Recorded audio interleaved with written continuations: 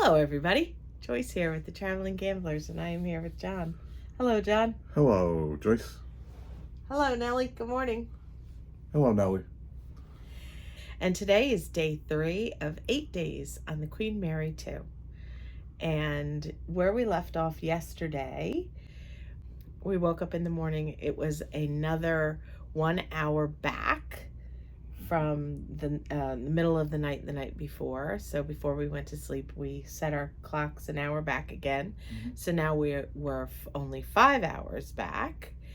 And we got up and we got ready for the day. We did our daily video and we decided to give the buffet a shot for breakfast because we wanted to try and experience as many different venues as possible during this first time on Cunard. We got there a little bit on the late side, so there wasn't much left. They started closing it down.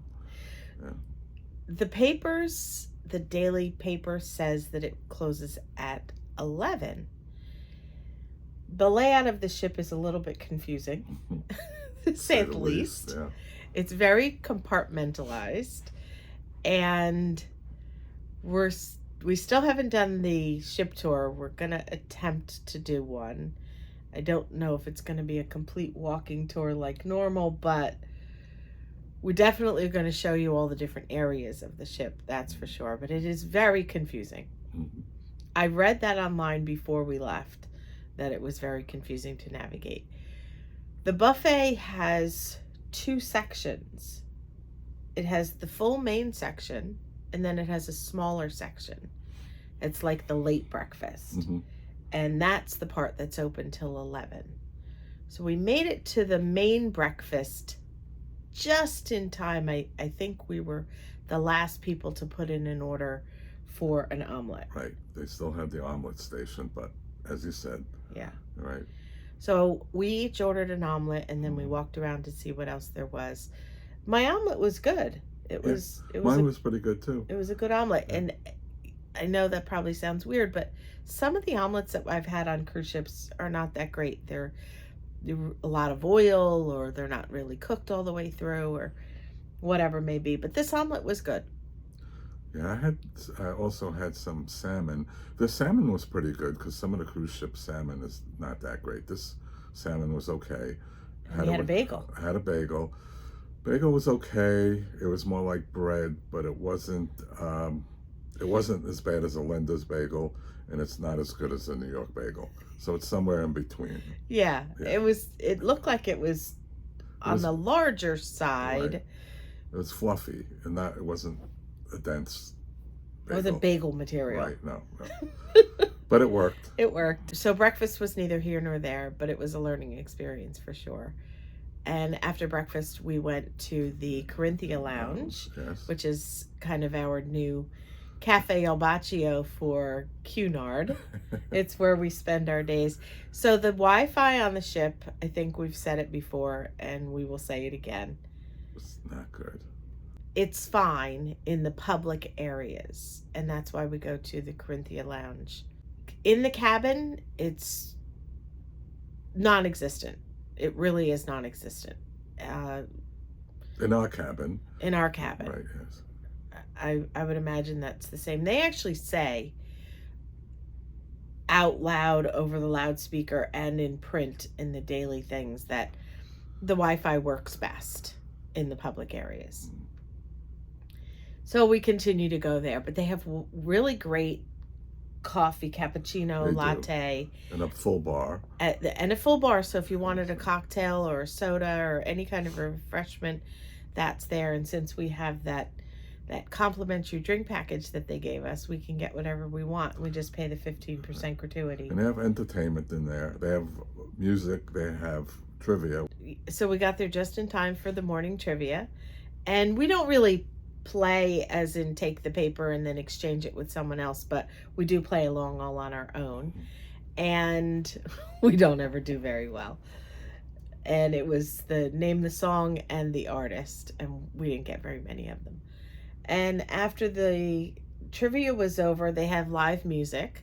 So it's very nice because John and I have a little spot that we've picked, and we sit there and they play live music, and it's a very comfortable, dare I say, more comfortable than Cafe Al Baccio. It depends. If we get our table at Cafe Al Baccio, That's true. see, we have to have our own table in certain venues. Yes. And we didn't get it at first here, and we had to keep watching, and it cleared out after trivia. Yes. And we were able to. But the seating and the tables are a nice height, and Yes. the seating is good. Yes. And then they have this little section in the back. I did a little video clip. They put out little light bites and dessert type pastries and things, and it changes through the course of the day. They don't put out just kind of one thing and then that's it.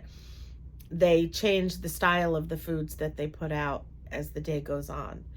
And then we stayed there for most of the day. We got a lot of editing done, and it was formal night. It was the first formal night, and they call it the welcome aboard dinner. And we have a little paper that was at our seat. And Jon and I got dressed up and we went to the formal dinner. It's mandatory to wear a jacket and tie, and for everybody to have a certain dress code in order to go to the Princess Grill.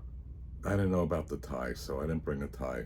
But Jason had an extra tie. Our friend Jason and Gerard that are on board. Yes. Yes, so Jason loaned Jon a tie.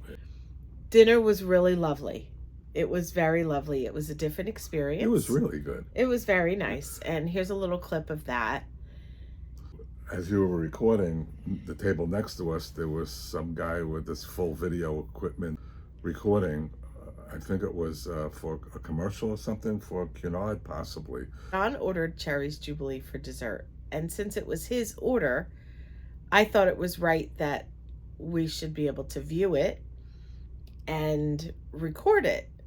And this guy that was doing, I think, promo video recording for Cunard Cruise Line, as Jon said, he went and he stood right in front of the table, right in front of me. And I said, "Excuse me, you have to move." you have to move. And he's like, "Oh," and I was like, "That's our dessert. And I'm trying to record it. You He have was to very move." nice about it. He yeah. was. He didn't know, but it was funny because he just went and stood right in front of it without even thinking to look around to see if he was standing in anybody's way, which is something that I would do, but I know we're not all the same. And that dessert was really good, by the way. Was it? Yes. Good. That's good.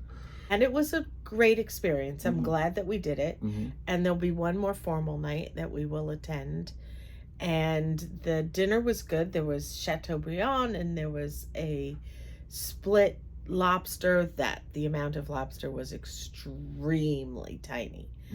I think it was somewhere between 1 ounce and 2 ounces of meat. Yeah. It was delicious, but yes, it was very good, but it was very tiny.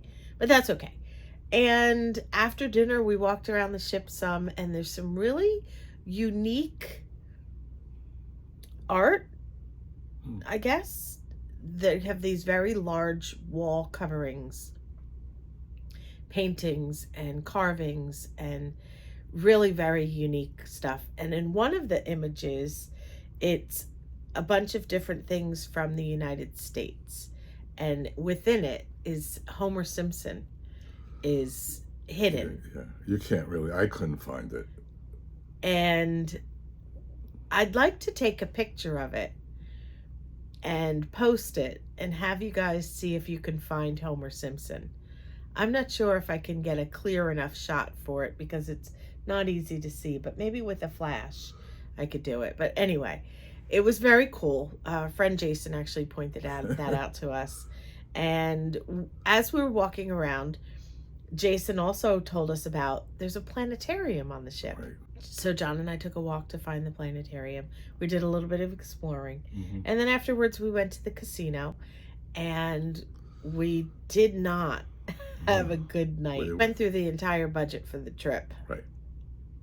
Until the very end of the night, Jon was playing Buffalo Gold, and he had 72 games with 14 gold buffalo heads. It wouldn't give me the last buffalo head if anybody knows that game. The goal of Buffalo Gold, for those of you that don't know, is as you collect gold buffalo heads, they make the other animals disappear and they get replaced with buffaloes. So the goal is to collect 15 gold buffalo heads before your free games are over.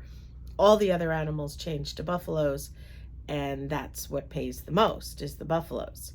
And Jon got 14 buffaloes, but it was huge. Yes. It ended up paying $3,600. Yes. Replaced all of our budget for the cruise and then some. Right. So we ended up having a good night. And then I won $700, and then Jon won another $800. Right. So we ended the night with like $4,200. I think so, yeah. Which was really terrific. As I said, we replaced our entire budget for the cruise and a lot extra, which was really great. And then we came back to our cabin and we watched a movie on TV. We watched Full Metal Jacket, Right. which is a good classic movie. Right. And we went to sleep, and here we are the next day. We appreciate your support. Thank you so much for watching. And as always, we hope you have a wonderful day. Say goodbye, Nellie. Goodbye, Nellie.